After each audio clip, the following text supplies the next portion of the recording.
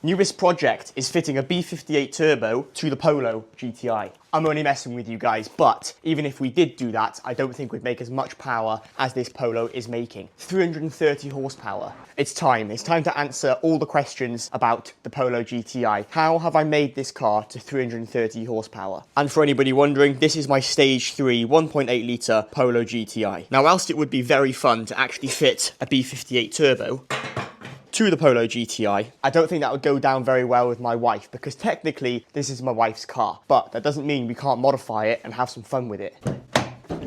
To actually see this full stage 3 build, we've got to look at the engine bay itself. And the best part is, this engine bay looks 80% stock. Apart from a performance air filter here, there's not really a lot else you can tell that this car is a stage 3 build. But this thing, it puts my M240i to shame. And we all know how capable the B58 engine is. This thing is a monster, and it is so much fun. So let's talk about it. How on earth do you get a 1.8 litre 4-cylinder to a stage 3 build producing 330 horsepower? And unfortunately, you don't get that horsepower by fitting a B58 turbo, but you do have to upgrade the turbo a little bit. If you've been subscribed to the channel, you'll know that I swapped my M235i for this Polo GTI, and I actually bought it how it is. I didn't do any of the modifications, but I can list through to you guys exactly what's been done to make this power. To get horsepower like this on the Polo, it's not as simple as a downpipe and tune like it is on the B58. And of course, the B58 makes this horsepower basically from factory. So how on earth can a Polo be on a stage 3 build making the same horsepower as my M240i stock? But we all know the B58s are ridiculous when it comes to tuning, but this car is too. I think we've got to start with the elephant in the room, and that is the turbo. And no, the Polo doesn't have a B58 turbo. Right back here is the turbocharger itself. This car has had an IS20 turbo fitted to it, and that turbo is a VW turbo. It's commonly found on the Golf GTIs. We'll talk a little bit about engine modifications first, and then we'll go into the actual suspension stuff, because you guys know that I don't like pushing power on a car if it isn't set up to handle the power with the correct suspension. Now, combined with that big turbo on the back, we've also got to be able to feed that turbo with some air. So we've got a racing line induction kit here, which goes all the way back to an actual ram air turbo inlet to actually go on the cold side of the turbo. And then on the hot side of the turbo, everything follows down all the way to the back with a full Scorpion system. Everybody knows to make power on cars, you've got to have some sort of free-flowing exhaust system with less restrictions. So there is something to help out with that. We've also then got a Scorpion catback non-resonated system. With all that extra boost and air that turbo is producing, and the air intake is feeding into the turbo, we've then got to be able to cool it down correctly, because a stock intercooler wouldn't do the job. So right down here, we've actually got a Voodoo, which you can see the logo there, stage 3 intercooler. And this is mega important, because keeping low IATs is very crucial when it comes to making decent power. To push that power reliably though, we've got to upgrade the clutch system, because this power obviously from the car is not standard. So we've got an RTS twin friction clutch which has been installed, and also a single mass flywheel. Underneath here, we've also got a few other little goodies, and obviously they're not on show because we've got this engine cover, but you can see there we've also got some racing line coil packs. Not necessary, but they do help.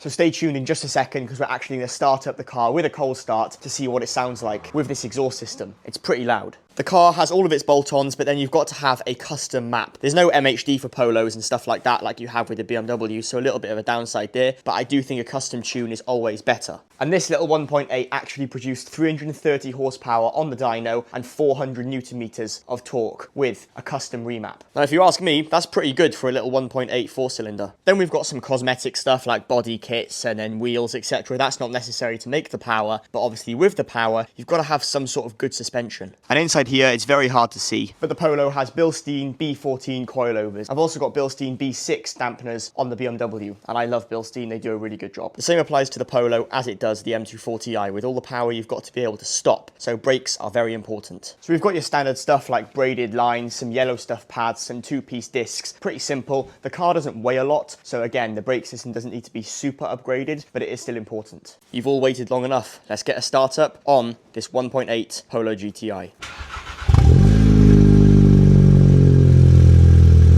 We'll let this thing warm up for just a couple minutes, just let the oil circulate the engine and get a bit warmer, and then we'll get a few revs. But overall, this car's covered 10,000 miles, producing 330 horsepower, and I've got to say, it's been faultless. It has zero oil leaks, no coolant leaks, nothing it shouldn't do. It starts up every time. It's been faultless. So the cold start has stopped. It's running at a normal idle speed. It's been running for about 5 minutes. So now let's get a few little revs and maybe a few burbles if it will do it, if the exhaust system is hot enough.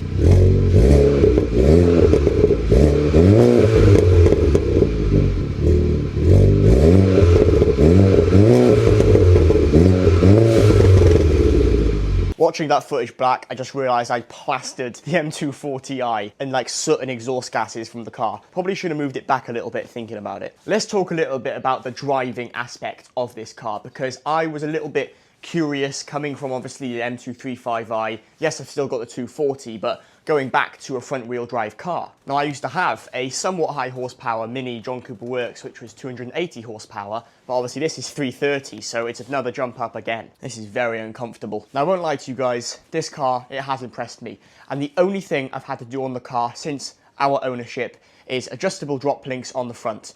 They were worn out, they were knocking, so they needed to be replaced. I got adjustable ones because obviously the car is lowered quite a bit, and with a lowered car, you should get adjustable drop links to make that length shorter overall. If somebody wants to sponsor me and send me out a better seat, I'd really appreciate it. These metal ramps hurt a lot. So what are the plans for this car in the future? Well, come next year, there's going to be a lot of UK track days, which I'm hoping to get this car on. I want to get them both on track, going on back-to-back laps and seeing which car I actually prefer driving. The M240i is obviously faster, but this car is not so far behind, and I reckon on a roll, this thing might have it up to a certain speed. And the reason I say that is it's all power to weight. And this is one thing I don't think people actually really understand when it comes to performance cars. And if you do follow me on TikTok, you'll know that I did call this VW Polo a performance car and everybody rinsed me. But little do they know, it is a stage 3 build. Power to weight is crazy when it comes to having some sort of fast car. This Polo weighs under about 1,200 kilograms. That's just over a ton compared to the M240i, which is around 1,450, 1,500 kilograms maybe, give or take who's driving and also fueling the tank. But this thing is fast, and that's why I say on a roll, the Polo might have the M240i. Last winter, I actually witnessed a rolling race against a 400 horsepower Polo GTI, which had a Golf R turbo, Golf R high pressure fuel pump, loads of stuff like that, against my mate's tuned M140i. And I must say, the Polo handed it to him. And then of course there was me in the M235i, barely able to keep up with the tuned M140i, let alone this 400 brake Polo that was racing them. So what I'm trying to say is, lighter cars are obviously faster, and I must admit, they arguably handle better. This thing round roundabouts and corners, on a back road for example, it's so much fun. Now obviously, on a longer rolling run, the M240i with a B58 is probably going to overtake it. But the initial get-go and launch, I would say this thing would be in the lead, purely because it's lighter, it's got a better power to weight ratio compared to the heavier BMWs, but I reckon the BM would actually have it in the end. Let me know in the comment section what you think would do better on a rolling race. The 330 horsepower Polo or a 450 horsepower B58 in the M240i. I'll admit it though, I love this car. My wife loves it too. She's always wanted a Polo GTI, and it is now one of the best cars I've ever owned in my entire car ownership. So if you'd like to see more videos on the tuned Polo, then this is a perfect time to hit the subscribe button. It's completely free and you won't miss any content. Apart from that, that's the entire video. I tried to showcase everything. I probably missed a few things out here and there because the build list on this is a lot, and the paperwork I've got is incredible. The previous owner spent a lot of money on this car, a lot of time, and they obviously loved it very much. But that's it. That is the Stage 3 Polo GTI build. 330 horsepower, 400 newton meters of torque. This thing, I can't describe it until you actually drive it, how fun it is. I also forgot to mention, there are a few poly-bushed components around the car, suspension, engine mounts, etc. And let me know, should we try and stick a B58 turbo on the back of this thing? I don't think it's possible, but we'll see. We'll just have to cut off number 6 and number 1, stick the 4-cylinder on, and I think this thing should make maybe 1,000 horsepower. Apart from that, I have a lot of respect for the little 1.8 litres in these cars. A 1.8 4-cylinder producing 190-ish horsepower from stock all the way up to 330. And it runs that safely. Absolutely incredible. If you have any comments, you can leave them down below and I'll personally answer them. Apart from that, thank you guys so much for watching today. You can like, subscribe, do all that boring stuff. I'll catch you in the next video. Thank you very much for watching. Bye for now.